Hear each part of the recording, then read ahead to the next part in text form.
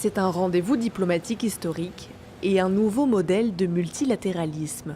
Parmi la vingtaine de chefs d'État sur place, le président russe Vladimir Poutine, son homologue iranien Massoud Pezeshkian, turc Recep Tayyip Erdogan ou encore Narendra Modi, Premier ministre indien.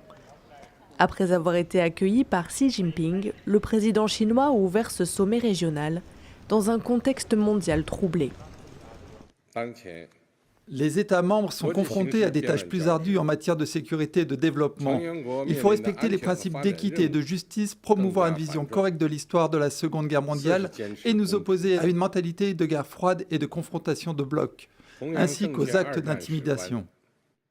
Des allusions aux États-Unis, alors que les deux puissances mondiales se livrent à une guerre commerciale depuis l'augmentation des droits de douane annoncée par Donald Trump. À son tour, le président russe en a profité pour pointer du doigt l'Occident et l'accuse d'avoir déclenché le conflit en Ukraine en 2022. Cette crise n'a pas été déclenchée par l'attaque de la Russie en Ukraine. Elle est le résultat d'un coup d'État en Ukraine qui a été soutenu et provoqué par l'Occident.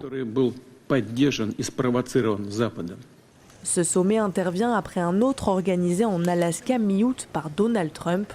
Le président américain s'était alors entretenu avec son homologue russe pour tenter de mettre fin à la guerre en Ukraine. À Tianjin, les dirigeants réunis ont affiché leur volonté d'incarner une autre voie dans les relations internationales, une voie qui pourrait faire contrepoids à l'OTAN.